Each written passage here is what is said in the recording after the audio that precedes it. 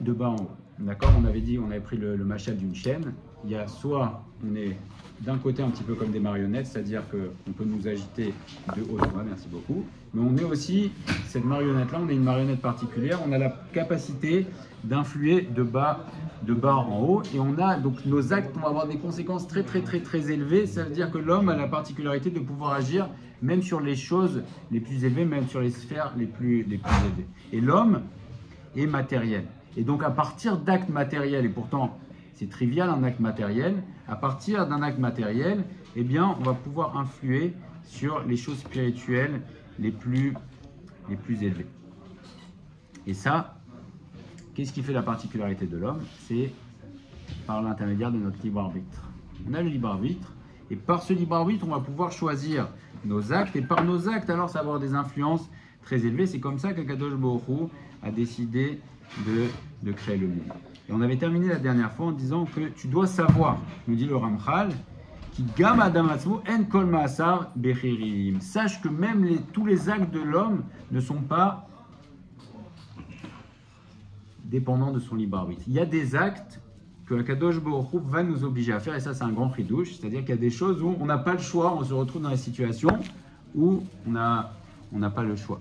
Et on avait parlé un petit peu de David Améler. Alors il me semble que ça peut entrer dans cette idée.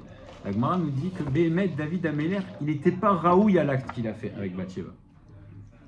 Et donc c'est Akadosh Baruch Hu l'a poussé quelque part à faire cet acte. Et pour quelle raison? Parce que la Gemara nous dit ailleurs que si on veut apprendre la tchouva du Yachid, alors on va voir David Améler. Si tu veux apprendre ce que c'est la tchouva du Yachid, va voir chez David Améler. Donc David Améler, il est l'exemple de la tchouva. Et donc Akadosh Baruch Hu, comme s'il avait un petit peu poussé à faire cette faute pour montrer. Mais Bémet, c'était pas de son niveau. Donc on voit que David Améler, même si David Améler, on voit qu'il a dit à Akadosh Baruch Hu, mais pourquoi on ne dit pas Éloqué David? On dit Éloqué Abraham, Éloqué Yitzhak, Éloqué Yaakov. Et David est le quatrième pied de la Merkava, du char céleste, du char divin. Alors, David Améler a dit, pourquoi on ne dit pas Éloqué David? Akadosh Baruch Hu lui a dit, parce que les Avot, Abraham, Yitzhak et Yaakov, je les ai éprouvés, et toi, je ne t'ai pas éprouvé. Alors qu'a dit David Améler? Il a dit, éprouve-moi. Alors, il n'aurait pas dû dire ça, parce que on dit que si ce n'était que Akadosh Baruch Hu nous protège du Yetzer Hara, il nous est impossible de résister. Alors ça touche à cette idée. C'est comme si David Améler, au moment où il est rentré dans cette épreuve, il n'avait plus la possibilité, c'est comme s'il avait perdu son libre arbitre et s'est retrouvé contraint de faire cette faute. Alors, est-ce que c'est Akadosh Baruch Hu qui l'a obligé, ou finalement c'est lui-même qui s'est mis dans cette situation? On a dit que ce sont des choses qui nous échappent. Le fait que Akadosh Baruch Hu soit omniscient et que le fait que Akadosh Baruch Hu et qu'on ait le libre arbitre, ce sont des choses, l'association des deux, ça nous échappe. Néanmoins, on voit qu'il y a certains cas où l'homme va perdre son libre arbitre et il va agir selon ce que Akadosh Baruch Hu a décidé. Mais à ce moment-là, si on perd le libre arbitre, on n'a plus de sanctions. Oui. Si c'est des... Alors ça, c'est David Améler qui l'a été. Pourquoi tu dis que c'est un exemple de tchouva, David Améler? Je ne vois pas comment on peut le prendre. Sur cet acte de Bathsheba, il a fait une tchouva Hatsuma, parce qu'à son niveau, ça lui a été considéré comme une faute. Donc il a fait une tchouva Hatsuma, c'est l'exemple de la tchouva, David Améler. Il est tombé, et il s'est relevé, et il est revenu au niveau qui était le sien avant, et il y a même une preuve au moment de la construction du Beth Amikdash par son fils Shlomo, que ça s'est ouvert. Donc c'est l'exemple de la tchouva. Un Baal tchouva, c'est pas forcément quelqu'un qui était à 10 milliards de kilomètres et qui revient. David Améler, c'était un Gaon Hatsum, c'est un Kadosh Elion, c'est le Mashiach. David Améler, il a chuté de son niveau avec la faute de Bathsheba. Il est resté très élevé. Encore une fois, les fautes des tzadikim, on dit pourvu que nos mitzvot soient comme les fautes des tzadikim. Donc, en tout cas, à son niveau, ça lui a été considéré comme une baisse. Il est remonté. Donc, c'est le Baal Tchouva par excellence, David Améler. C'est l'exemple. On a finalement éloqué David après qu'il a été éprouvé. Parce qu'il a été éprouvé, il n'a pas réussi son épreuve. Mais il est tombé. Non, ça c'est après.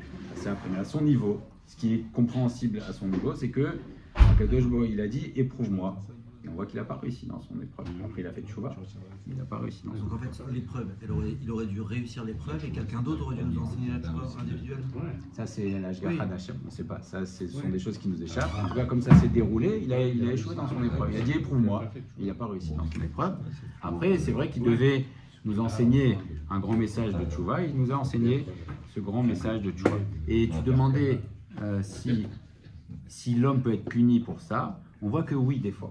Et on avait terminé la dernière fois en parlant de Paro. On voit que Paro a tellement fauté, il s'est tellement engoncé dans la faute. Et Akadosh Baruch Hu a dit libère les Bnei Israël. Libère les Bnei Israël, il n'a pas voulu. Au bout de la 6e plaie, il n'avait plus le choix. Donc il a dû faire contre son gré. Akadosh Baruch Hu a endurci son cœur contre son gré. Et finalement, Paro a reçu à la fin, et son peuple entier a reçu la punition qui lui revenait. Quand on parle de l'action qui descend, tu vois, on fait de haut en bas, et après nous en bas on réceptionne et on renvoie en bien ou en... Enfin, ce que je voudrais savoir c'est que ce qui descend finalement, c'est que pour le bien. Et ce qui descend, c'est quoi? C'est une épreuve, parce que si notre libre arbitre, il choisit de la faire ou de pas la faire, c'est que des épreuves qui tombent comme ça, ou c'est des brachot? C'est de la bracha, et ce sont des décisions d'Akadosh Baruch Hu. Par exemple, un animal, ou bien c'est le Siftei Chaim qui explique que, par exemple, il y a une ashgacha klalit, il y a une providence globale sur les animaux. C'est-à-dire qu'Akadosh Baruch Hu a décidé qu'il doit y avoir 1 milliard de moutons dans le monde. Maintenant, quand un mouton meurt dans le monde, c'est pas que le mouton a fauté et qu'on va lui... C'est qu'il faut qu'il y ait 1 milliard de moutons. S'il y a 1 milliard de moutons, donc il faut qu'il y ait une régulation, et ça fait partie des Xérot. Donc Akadosh Baruch Hu, par ce système de Yishtat Shehout, va décider, va mettre en place son monde, il va faire tourner son monde, et également il va amener du Shefa. Et on va voir que effectivement, d'en haut ne descend que du bien. Et nous, c'est pas qu'on renvoie, c'est qu'il ne se passe rien dans le monde sans que l'homme agite en amont. Hein, et on sait que le monde était en potentiel, l'herbe ne poussait pas, jusqu'à ce que l'homme vienne et jusqu'à ce que l'homme fasse la tfila. Et ce qu'on appelle, il n'y a rien qui descend d'en haut, sans que l'homme fasse un acte. Ce qu'on appelle maïm nukvin. Il faut que l'homme fasse monter quelque chose pour que ça fasse descendre. C'est pas qu'on prend le bien et qu'on le renvoie. C'est que pour qu'il se passe quelque chose dans le monde, il faut que l'homme agite et après ça descend dans un des mondes qui reste, ça reste et moi je te refais descendre. C'est en haut en potentiel, par le fait que l'homme agisse ou n'agisse pas, alors ça descend ou ça ne descend pas. Et ça va bien sûr toujours être selon les limites qui ont été imparties par Akadosh Baruch Hu. D'accord? C'est qu'un acte va donner certaines conséquences qui sont déjà décidées par Akadosh Baruch Hu. Donc nous, on va exercer notre libre arbitre, et Akadosh Baruch Hu va faire descendre en fonction de ça des xérotes, des décisions qu'il a prises, et selon la limite impartie. Et l'homme peut interagir avec le monde de 3 manières. Alors c'est quoi les 3 manières par lesquelles on peut interagir? Et par là, on peut agir sur le haut. On peut interagir de 3 manières. Et on va voir que même nos pensées ont une importance capitale. On peut interagir de 3 manières avec le monde. Par le maasé, par l'acte physique. Par le dibour, et on parlait tout à l'heure, on disait l'importance, on croit que c'est rien de parler. Quand on nous dit « Souchamour les daber beveta knesset », c'est pas stam un dibour. Le dibour, c'est Akadosh Baruch Hu, il a créé le monde avec la parole. Donc quand on parle, la parole, c'est la force la plus extraordinaire que Akadosh Baruch Hu a donnée à l'homme. Parce qu'on dit que quand il lui a insufflé Ruach, il lui a soufflé un souffle de vie, Kelos, il traduit Ruach Memalela, donc la capacité de parler. Donc le dibour, c'est une force, c'est ce qui caractérise l'homme. Donc quand on utilise le dibour pour le bien, alors ça fait des tikkunim, ça élève tous les mondes, ça répare tous les mondes. À l'inverse, quand on utilise le dibour soit de manière inadaptée ou soit dans un endroit inadapté, alors c'est une chose, mamash, qu'on ne peut pas se rendre compte, mais ces sfarim-là sont là pour nous dire que l'homme peut interagir avec le maasé. Alors c'est vrai, on comprend bien, mais après il faut savoir que non seulement par le dibour, notre parole, elle a des conséquences immenses, une parole positive ou une parole négative, mais également par la machashava. Donc même l'homme qui va entretenir des pensées positives, ça va avoir des conséquences immenses. On dit qu'il y a certaines mitzvot, oui. Non, pardon. Le départ, c'est tout vient de la marche. C'est vrai. Sauf Maaseh b'machashat tchila. Mais même une machashava, une pensée qui ne va pas s'exprimer après dans les actes. Par exemple, le Pélé Yoetz nous dit, il y a des mitzvot que tu peux accomplir, parmi les plus grandes mitzvot que tu peux accomplir sans rien faire. Et notamment, c'est la mitzvah de Ahavat Hashem. On te dit,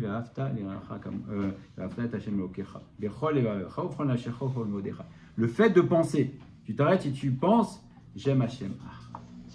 Tu dis rien, tu fais rien, tu n'as rien exprimé, c'est une mitzvah atzuma. Et ça fait qu'un juif entretienne des pensées de Ahavat Hashem, c'est une mitzvah extraordinaire, c'est une des plus grandes mitzvot. Donc on voit que par la machashava, une simple pensée, ça peut avoir des conséquences immenses. À l'inverse, quelqu'un qui va penser à des mauvaises choses, bah ça aussi, ça va avoir des conséquences immenses. C'est ce que nous dit le Ramchal. Bedibouro, alors bien sûr par les actes, mais également me'achashavato. Ar, shiur atenua ve'madregata, lo yela beoto agvul, chez Gazra, ve'ibalta chorma elona. Mais tout ça, toutes les conséquences de nos actes, de nos pensées et de nos paroles vont être limitées par les limites imparties de Kadosh. Nos pensées, parfois, elles viennent. Ok. Alors ça, c'est une très bonne question. Comment on fait pour... c'est un grand conseil, il faut s'entraîner à ça. C'est que une pensée, déjà il faut identifier les mauvaises pensées. Et qu'il y a un grand issour d'entretenir des mauvaises pensées. On sait que des mauvaises pensées, pour Chazéchab, quelqu'un qui va penser à des choses qui ne sont pas bien, on sait que ça peut avoir des grandes conséquences. Et comment on fait pour chasser une mauvaise pensée? On lutte pas contre une pensée parce qu'on n'a pas la force. Il faut penser à autre chose. Tu penses à autre chose. Une mauvaise pensée, tu ne peux pas lutter contre. Le fait, c'est Rav Boyer qui écrit dans son livre Nefesh HaYehudit, il dit que le fait d'essayer de lutter contre une mauvaise pensée, ça ne fait que l'entretenir. Et nous, on a l'impression que je veux pas, tu veux lutter ou tu vas contre-argumenter. Non, ce qu'il faut, c'est passer à une autre pensée. Et quand tu vas passer à l'autre pensée, au fur et à mesure, la mauvaise pensée va disparaître de ton esprit complètement et tu la chasses comme ça. C'est en faisant, par le fait que tu penses à autre chose. Les mauvaises pensées, c'est seulement quand elles se transforment en acte à la fin, au bout du coup. Non, le fait d'entretenir des mauvaises pensées, c'est rapporté dans le Shulchan Aruch, c'est une des choses les plus graves. On sait que Chas v'Shalom, quelqu'un qui a des pensées mauvaises, ça peut avoir des conséquences même physiques. La pensée va tellement voilà. Même si elle n'amène pas la faute. Ah oui, c'est l'eau cachour. Une mauvaise pensée entretenue, je ne sais pas, je dis un exemple trivial. Un homme, par exemple, qui pense à une autre femme que sa femme. C'est un issour chamour méod de penser à une autre femme que sa femme. Alors, chas v'shalom, encore plus de regarder, mais le fait simplement de penser à une autre femme, même sans rien faire, c'est un issour grave et on sait que ça peut avoir des conséquences. Mais l'action ou la pensée individuelle, ça remonte, et quand ça redescend, c'est individuel ou collectif? Il y a un bénéfice collectif de la... Oui. Il y a la bonne action individuelle. Oui. Il y a la bonne action individuelle qui va avoir des conséquences sur l'homme et sur le monde sur le monde entier.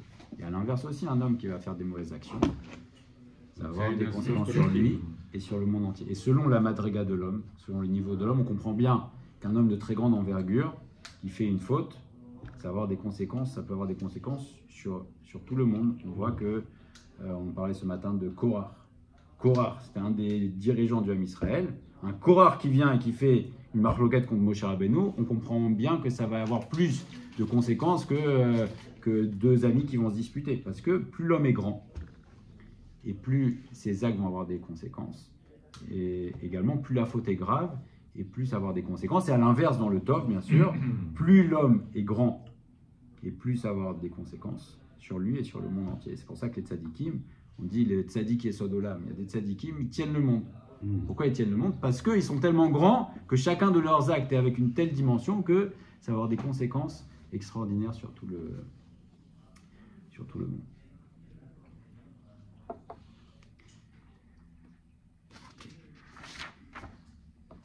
Alors, on continue. Akadosh Baruch Hu a décidé que l'homme peut faire des très grandes réparations, et notamment par le dibour. Comment, par exemple, par le dibour? On lit, par exemple, les ktoret. Les ktoret, on dit il y a 11 samamanim. 11 ingrédients. C'est Neged, c'est contre les 11 forces du mal. Donc quand on lit les Ktoret, on dit que c'est une très grande chose de lire les Ktoret, ça affaiblit les 11 forces du mal. Pourtant, on dit que des paroles. Le fait de dire les 11 ingrédients de la Ktoret, ça affaiblit les forces du mal. Et ça aussi, c'est une décision d'Akadosh Baruch Hu. Et ça va donner des tikkunim selon ce que Akadosh Baruch Hu a décidé. Alors, comment ça fonctionne? Qu'est-ce que ça veut dire le bien et qu'est-ce que ça veut dire le mal? Akadosh Baruch Hu a décidé qu'il y avait une metsiout de Tov et de Ra. On voit des choses qui sont bonnes dans le monde et des choses qui sont mauvaises. Alors, il y a des choses, parfois, c'est un petit peu flou pour nous. Des fois, on peut inverser. On peut avoir l'impression que certaines choses sont bonnes alors qu'elles sont mauvaises. Ou l'inverse, par exemple, on va faire parfois ce qu'on appelle des mauvais choix. On fait des mauvais choix. Quelqu'un, il a une situation, il fait un mauvais choix. Il va choisir le Ra à la place du Tov. Pourtant, au moment où il choisit, il a l'impression que c'est la chose qui va lui amener du bien. C'est involontaire, alors. Comment? C'est involontaire. Ça dépend. S'il se trompe. Ça dépend. Non, mais c'était clairement un choix qui était mauvais ou il pensait que c'était un bon choix Je pensais que c'était un bon choix, il a dit. Non, mais ça peut lui faire du bien tout en sachant que c'est un mauvais choix. Une Parce que personne, c'est un mauvais quand une choix, personne c'est que c'est un bascule, mauvais elle fait une avéra alors qu'elle sait que c'est assaut, elle pense à ce moment-là que la avéra va lui amener du bien, alors soit parce que ça va lui faire plaisir, soit autre chose. Non, mais ici, c'est une avéra, Donc c'est quoi, pas c'est si pas grave, qu'il mais en pense tout que cas il c'est fait un choix, il dit maintenant c'est ce que je ressens qui va m'amener du bien, parce qu'une personne ne se fait pas du mal volontairement. Donc quand elle fait un choix, elle fait un mauvais choix, elle fait un mauvais calcul, c'est-à-dire que ses critères d'évaluation, soit à ce moment-là, soit en général ne sont pas bons, et donc il va faire un choix qui pense être bon et qui en fait n'est pas le bon choix. Comment? Il est conscient de commettre une erreur à ce moment-là, c'est-à-dire malgré tout. Oui, mais pourquoi il choisit pourquoi il choisit? C'est pas des contrôles patients. C'est comme quelqu'un un diabétique qui va manger du sucre. Il sait qu'il ne faut pas qu'il mange. Il mange, pourquoi? Parce qu'il a une balance. Il dit, bon, ok, il y a mon cérel qui me dit que c'est pas bien, mais finalement je vais choisir. Moi j'ai un kiff, je vais manger. Alors il choisit, c'est finalement sa balance à ce moment-là, elle n'est pas bien réglée, et donc il va faire un mauvais choix. Mais au moment où il choisit le sucre, c'est pas pour se faire du mal. Il dit, je vais faire un kiff. Bon, j'occulte le fait que c'est pas bon pour moi, et donc c'est comme ça que ça va se passer. Mais Akadosh Baruch Hu a décidé qu'il y avait une metsiout, une réalité de Tov et de Ra dans le monde. Ve'amitat Tov amatzavie sheyu be'achana leor be'or panav idbar. Comment ça se passe? Comment on reçoit soit le bien, soit chas v'shalom l'inverse? C'est la préparation, c'est dépendant de la préparation de la personne à recevoir le or d'Akadosh Baruch Hu, la lumière qui émane d'Akadosh Baruch Hu. C'est-à-dire que le bien, il n'y a pas d'autre bien que quand on dit que Akadosh Baruch Hu, il est Meir Panav.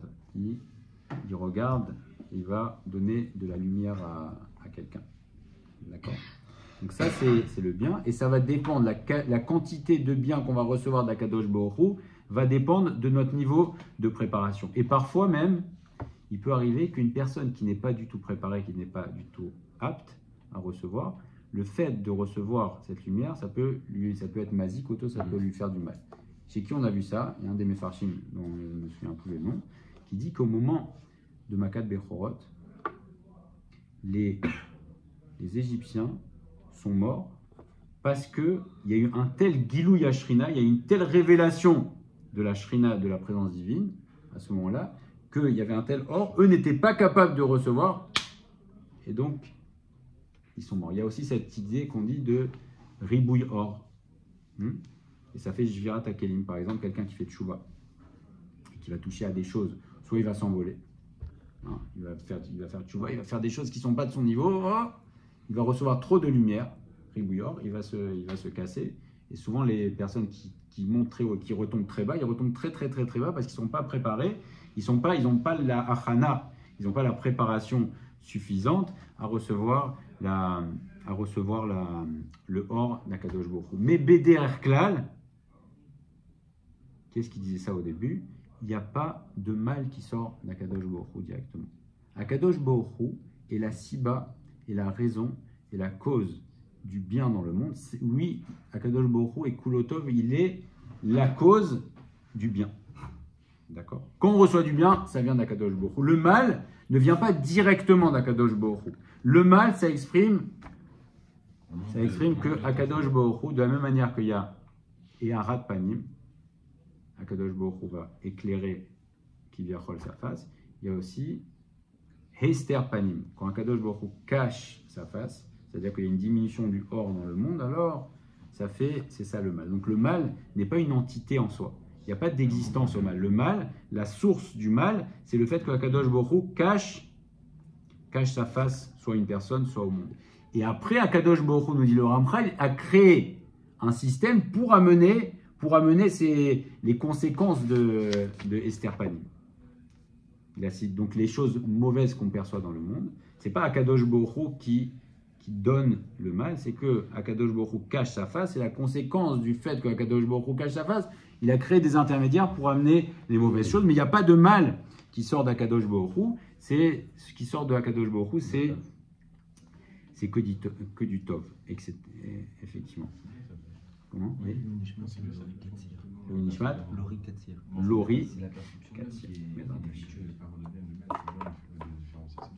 Et donc, selon le shiur à Elem, selon la quantité et selon l'importance du fait que Akadosh Baruch Hu cache sa face, car Beshiurze Tinaten Shlita ou même Shala El Kla la Korot Haele. Plus il va avoir Esther Panim, plus Akadosh Baruch Hu va cacher sa face, et plus ces forces-là vont avoir une domination dans le monde. Et donc, une personne peut se retrouver dans une situation de Esther Panim, le monde aussi peut se retrouver dans une situation de Esther Panim, mais on voit qu'il y a des forces comme ça qui deviennent dominantes dans le monde. C'est pas que Akadosh Baruch Hu donne du mal. C'est que le fait, étant donné que le comportement soit individuel, soit collectif n'est pas bon, Akadosh Baruch Hu cache sa face, il y a moins de lumière, et donc le monde va se retrouver, par exemple, dans le Chosher. Dans le Chosher, et c'est ce que nous dit le Ramchal, il y a une guerre entre le Sechel et le Chomer. Et ça touche exactement à l'exemple qu'on a pris, le diabétique qui va manger du sucre. Le Sechel, il te dit, mais comment tu es fou, tu vas pas manger du sucre. Ça, c'est le Sechel, l'esprit d'un homme qui est normalement construit. Il lui dit, ne mange pas. Hein, c'est comme le petit diable là qu'on voit, il dit, d'un côté il y a le Yetzerato, il dit, c'est le Sechel, il dit, ne mange pas. Et il sait très bien que s'il s'arrête, si 2 minutes il s'arrête, il réfléchit, il pense aux conséquences, il ne va pas manger. Et d'un autre côté, il y a le Chomer, la matière qui lui dit son corps, il dit, ah, allez, mange-le ce sucre, il est trop bon ce gâteau. Et l'autre, il lui dit, non, ne mange pas, et lui dit, donc il y a une milchama, béhémet, on ressent qu'il y a une milchama. Et quand on va choisir le tov, c'est que le sechel, qui va prendre le dossier, la personne va faire les bons choix. Quand il fait le mauvais choix, pourquoi il va faire le mauvais choix? Et on va voir que toutes les fautes viennent du fait qu'on va se laisser attirer par notre Chomer. Que ce soit l'exemple du diabétique ou quelqu'un qui va partir dans des mauvaises choses, c'est parce que à un moment, son sechel va devenir inférieur à son Chomer, son esprit va être supplanté par sa matière, et donc la matière va prendre le dessus, il va faire des fautes. Comment? C'est lié au fait qu'il y ait justement plus d'obscurité, c'est-à-dire que si jamais il y avait plus de lumière de la présence d'Akadosh Baruch Hu, alors le Sechel il serait plus, on tournerait plus vers le Sechel. Si alors là, on est déjà dans une conséquence, d'accord? Il peut y avoir effectivement une personne, s'il multiplie les erreurs, effectivement son esprit peut devenir obscurci, et la situation la plus grave, c'est quand une personne va inverser les valeurs. Et parfois, des personnes, ils vont avoir une inversion des valeurs. Et on voit aujourd'hui dans le monde qu'il y a certaines personnes qui ont une inversion des valeurs. Ils vont te dire, non, ça c'est le bien. On te dit, mais comment ça c'est le bien? Par exemple, les mariages Hachem Mishmor, certains types de mariages. Tu dis, mais c'est ça le bien. Oui, c'est au nom de la liberté d'expression. Donc, qu'est-ce qui se passe? Des personnes qui sont tellement engoncées dans leurs erreurs et qui vont tellement chercher à justifier leur erreur et leur bêtise qu'ils vont te dire, ils vont changer, ils vont te dire c'est ça le bien. Mais c'est pas forcément. Au début, ils se justifiaient peut-être à eux-mêmes et à leur entourage, et à la fin, non, c'est qu'ils sont convaincus que c'est le bien. Qu'est-ce qui se passe? C'est la situation la plus grave. Parce qu'une personne comme ça est dans une situation, elle a inversé les valeurs. Mais il vaut mieux être une personne qui sait encore ce qu'est le mal et faire le mal en gardant une mauvaise conscience. Mais quand tu as inversé les valeurs, alors c'est terrible. Parce que quand tu as inversé les valeurs, tu penses que le bien est mal et le mal est bien, c'est fini. Qu'est-ce qui va ça ne peut changer que par des actes douloureux. Alors qu'une personne qui fait le mal, il a une mauvaise conscience, il peut encore, par une prise de conscience lui-même, il dit ah non mais arrête, j'arrête, mais en son sechel il va reprendre le dessus. Mais si son sechel s'est inversé et que maintenant il pense que le blanc est noir et le noir est blanc, alors c'est fini. Il se retrouve dans un système qui est complètement inversé. Mais Bederer Klal, il y a une guerre qui se joue. Et le mal, Au niveau comment mondial, c'est un peu inversé. Voilà. Et c'est pour ça que la situation aujourd'hui est très grave dans le monde. C'est parce qu'il y a une inversion des valeurs. Et c'est pour ça qu'il y a tellement de malheurs dans le monde aujourd'hui, parce qu'aujourd'hui, ils sont en train de mettre un système de valeurs qui est à l'inverse. Ils changent les valeurs. Ils disent pas ça c'est bien et ça c'est mal. Bon, on fait des bêtises, on a conscience, c'est pas très bien. Aujourd'hui, tu dis non, le mal c'est le bien. Et donc ça amène énormément de malheurs à cause de ça. Parce que quand on change les valeurs du monde et qu'on inverse, Akadosh Baruch Hu n'accepte pas ça. Et donc, quel est le nom? Tu parlais du Rocher.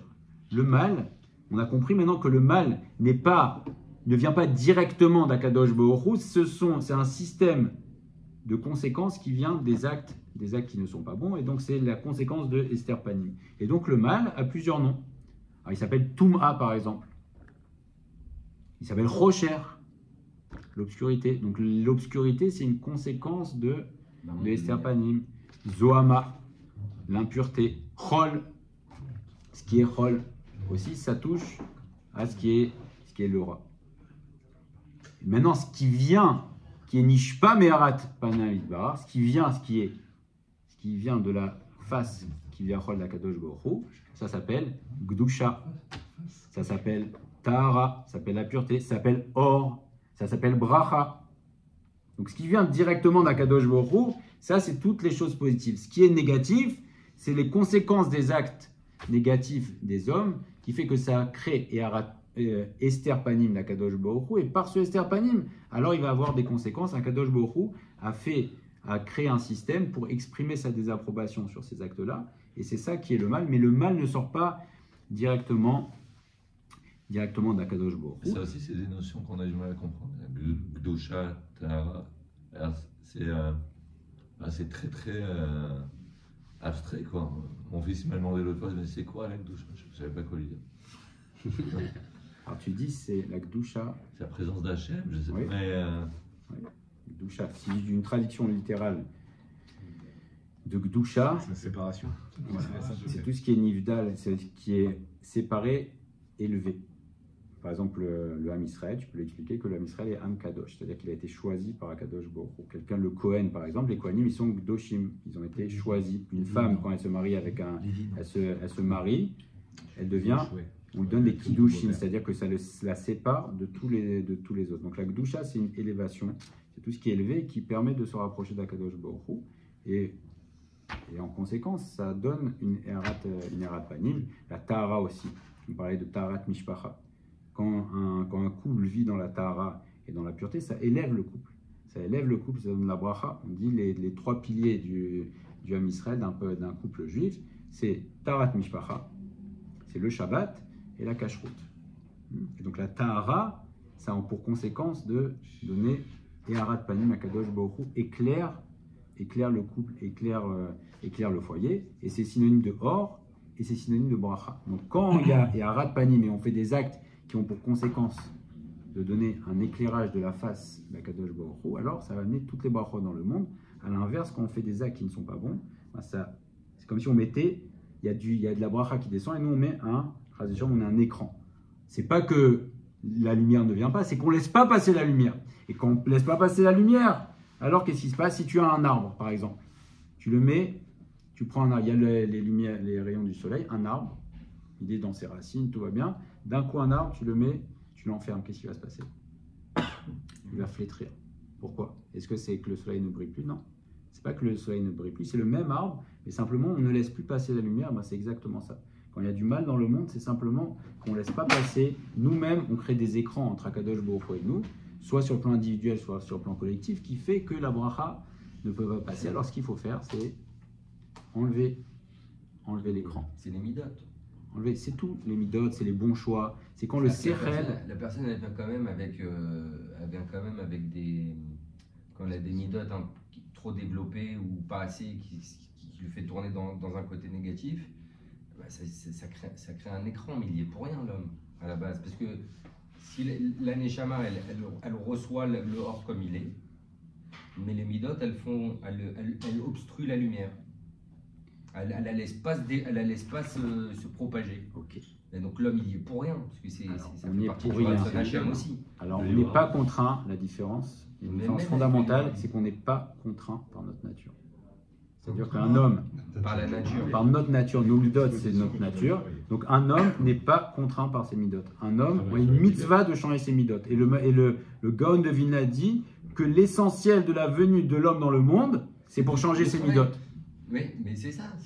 Mais en fait, quand l'homme il a dans sa marshava des bonnes pensées, des fois il va même faire des actions pas bien qu'il n'aurait pas voulu faire, parce qu'il a la notion, il sait que la Torah c'est le Hémet, mais même sans vouloir, ça peut lui arriver de faire des fautes, parce que même tout le monde le dit, il y a des fautes qui ne sont pas intentionnelles, etc. Ok, alors il faut faire tchouva. Il faut individualiser la faute. Comme une entreprise qui a un moment qui périclite, tu vas dire ah bah c'est comme ça, c'est comme ça. Oui, Qu'est-ce que il faut tu vas rester faire? dans la Tu dis bataille. c'est pas bien, j'ai fait une erreur, je remonte, d'accord. Akadosh Baruch Hu, il est rachum vechanoun.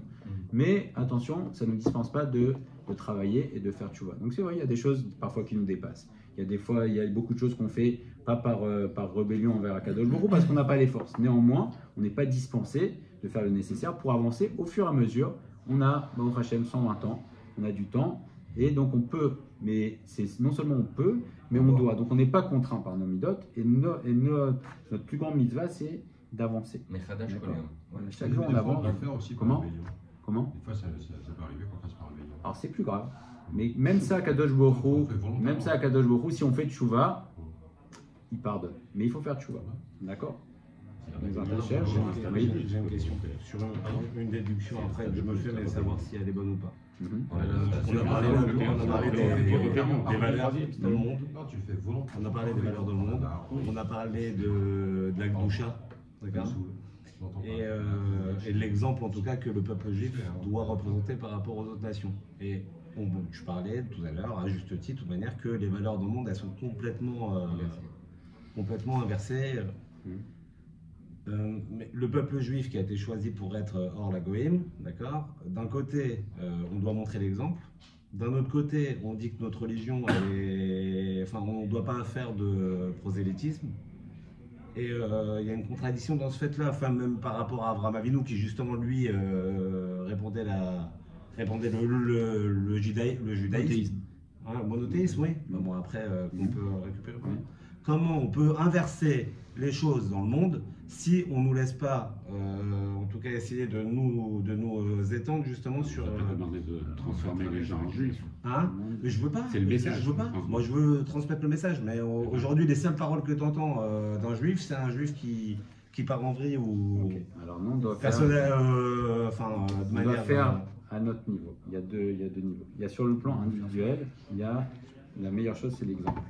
Tu te comportes bien et tu vas avoir sur ton entourage proche ou moins proche de l'influence. Et après, le Ham Israël aussi, sur le plan collectif, il doit donner un exemple. C'est quoi Or la Goïm? Or, c'est une lumière. Donc une lumière, on voit la lumière, on est attiré par la lumière. Ça ne veut pas dire que le Ham Israël a vocation à convertir les autres peuples, pas du tout. Mais on a la mitzvah de montrer le Or, c'est montrer le chemin. Donc le Ham Israël montre le chemin. Et donc c'est pas le prosélytisme, c'est la volonté de convertir les autres. D'accord. Mais Moi, je parle même pas par la force. Moi, je parle même pas par la force. Le fait d'avoir une parole aujourd'hui qui est totalement débridée et ouverte à tous par rapport aux réseaux sociaux, mais que les seuls. Devenir influenceur. Non, les seules choses que tu entends, ceux qui ont, on va dire, qui sont pas, ils sont pas représentants du tout. Mais en fait, ceux pour lesquels peuvent ce qu'on entend d'un juif ou d'un truc comme ça, c'est ça, parce que personne ne parle ou personne ne répond. C'est vrai. Eh bien, ce qu'il faut faire, ce qu'on nous demande de faire, c'est chacun à son niveau faire le maximum à son niveau. On ne peut pas changer le monde nous-mêmes. Bah si. Enfin, on peut pas. Si on change nous, d'accord. Tu dois changer. Tu dois changer ce que tu peux changer chez toi. Autour de toi, tu peux influencer, mais aujourd'hui, vous notez-nous à Rabim, et savoir que s'il y a des gens, s'il y a des personnes comme ça qui ont la parole haute, c'est que effectivement il faut se demander peut-être que moi-même à mon niveau, je ne fais pas suffisamment pour diffuser la bonne parole. Donc ce qu'il faut faire, c'est que chacun à son niveau, on exige de nous ce qu'on peut faire à notre niveau. Donc à notre niveau, on peut nous-mêmes, et ce que disait le Rav Sitruk, me semble-t-il, et il disait, au début je voulais changer le monde, Ouais, après je voulais changer mes proches, et après finalement j'ai décidé de changer moi-même. Et voilà. Donc, quand tu changes toi-même, tu as une influence sur les autres. avec Ah, d'accord.